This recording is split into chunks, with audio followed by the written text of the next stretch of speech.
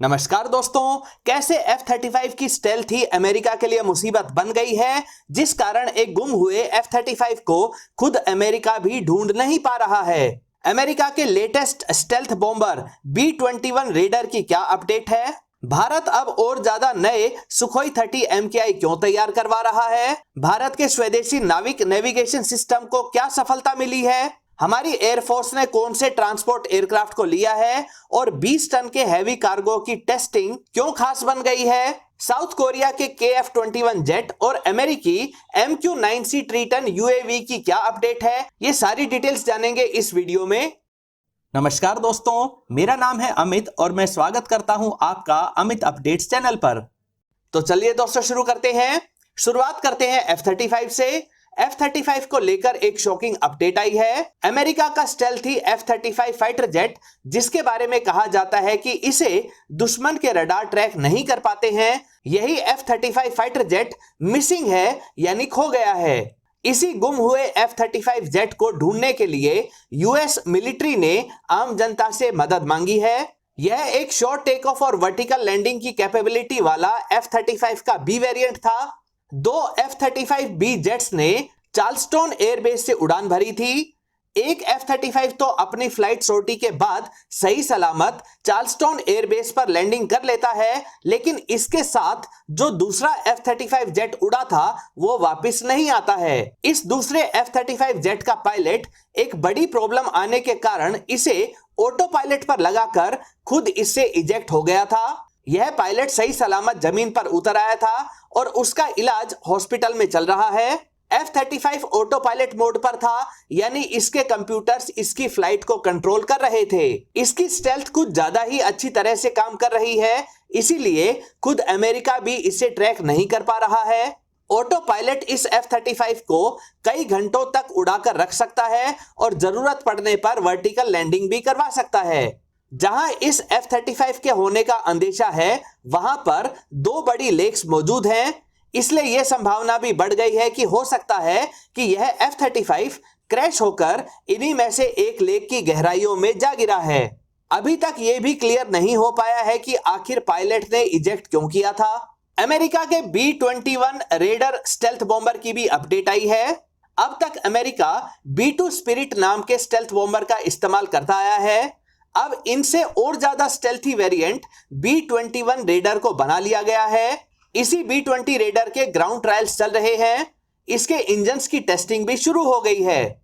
जल्दी ही इस 6th generation के स्टेल्थी B-21 रेडर की फर्स्ट फ्लाइट भी हो जाएगी। ऐसे हर एक स्टेल्थी बॉम्बर की कॉस्ट $2 बिलियन तक है, यानी एक B-21 रेडर के बदले लगभग 25 F-35 फाइटर जेट्स खरीदे जा सकते हैं। ऐसे स्टेल्थी बॉम्बर जेट 12,000 किलोमीटर से ज्यादा की रेंज रखते हैं और ये दुश्मन के एयर डिफेंस सिस्टम को चकमा देकर वहां पर न्यूक्लियर मिसाइल्स को गिराकर वापस आ सकते हैं। इनकी रेंज को और ज्यादा बढ़ाने के लिए इन्हें इन फ्लाइट रिफ्यूल भी किया जा सकता है। सुखोई 30 MKI को लेकर भी एक अपडेट आई है।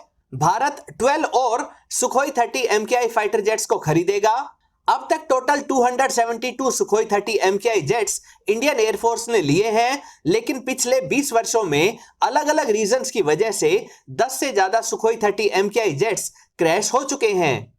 इन्हीं क्रैश हुए जेट्स की भरपाई करने के लिए 12 और सुखोई 30 MKI जेट्स का कॉन्ट्रैक्ट हिंदुस्तान एरोनॉटिक्स लिमिटेड को दिया गया है। ये अब तक के सबसे एडवांस्ड सुखोई 30 MKI जेट्स रहेंगे, जिनमें 60% तक इंडिया में ही डेवलप किए गए उपकरणों को लगाया जा रहा है। सुखोई 30 MKI हैवीवेट कैटेगरी के all weather multi role fighter jets हैं, जो मैक 2 की स्पीड से उड़ सकते हैं। 3D थ्रस्ट वेक्टरिंग और कनार्ड विंग्स की सहायता से बेहतरीन मैन्यूवर्स कर सकते हैं। इनकी खास बात यह है कि ये बिना ड्रॉप टैंक की सहायता के भी 3000 किलोमीटर तक लगातार उड़ सकते हैं। इनमें 9000 किलोग्राम के टोटल वेट की मिसाइल्स लगाई जा सकती हैं। भारत की डिफेंस संबंधी तैयारियों को नेक्स्ट लेवल पर ले जाने के लिए ट्रांसपोर्ट जेट से हैवी ड्रॉप की टेस्टिंग की जा रही है। इसके तहत 20 टन वजन तक के हथियारों उपकरणों को सही सलामत जमीन तक उतारने के लिए मल्टी स्टेज पैराशूट का इस्तेमाल किया जाता है। खास बात यह है कि इस type V heavy drop system को भारत में ही स्वदेशी टेक्नोलॉजी के दम पर तैयार कर लिया गया है। इस हैवी ड्रॉप सिस्टम को C-17 और C-130 जैसे ट्रांसपोर्ट जेट से ड्रॉप किया जा सकता है।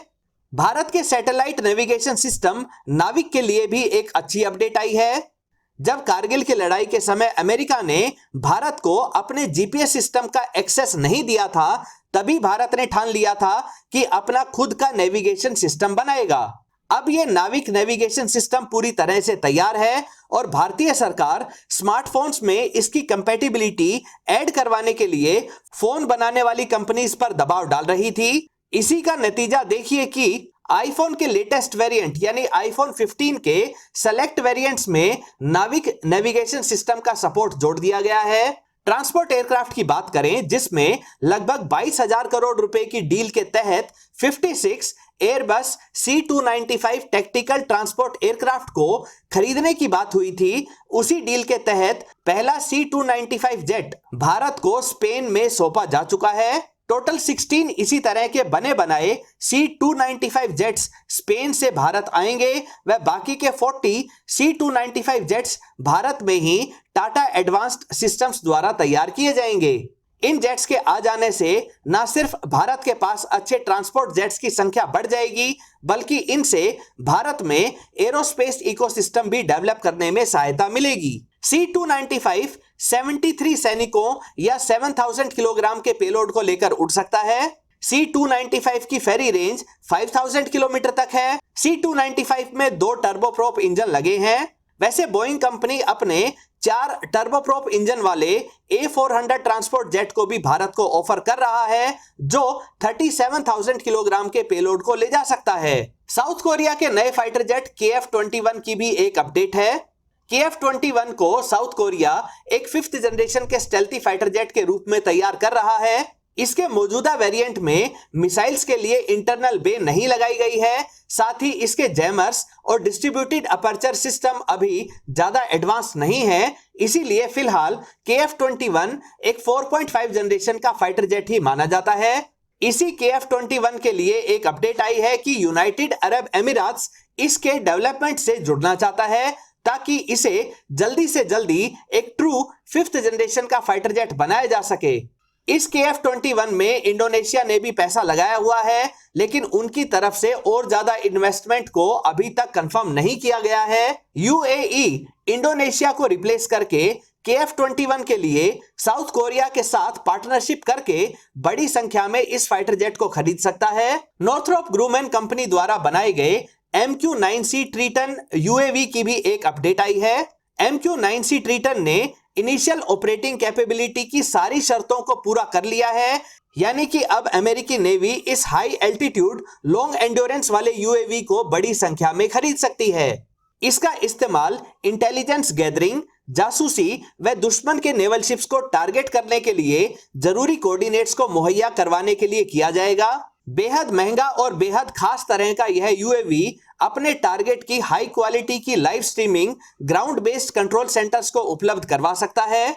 MQ-9C ट्रीटन की maximum speed 575 kilometre per hour है और यह लगातार 30 आवर्स तक जासूसी के काम को अंजाम दे सकता है। इसकी रेंज 15,000 किलोमीटर तक है। यह किसी फाइटर जेट की तरह 56,000 फीट के एल्टीट्यूड पर उड़ सकता है। भारत जो MQ-9B ड्रोन अमेरिका से ले रहा है, उनमें टर्बोप्रोप इंजन लगाया गया है, जबकि MQ-4C ट्रीटन में टर्बोफैन इंजन लगाया गया है। इसी कारण ये MQ-9B ड्रोन के मुकाबले हर पैरामीटर पर आगे रहता है। दोस्तों, ये थी पिछले दिनों की कुछ बड़ी डिफेंस अपडेट्स। उम्मीद करता हूं ये वीडियो आपको अपडेटेड रखने में सहायक रहेगी। अगर ये वीडियो आपको अच्छी लगे तो इसे लाइक करिए, दोस्तों के साथ शेयर करिए और चैनल को सब्सक्राइब करना ना भूलें। नमस्कार।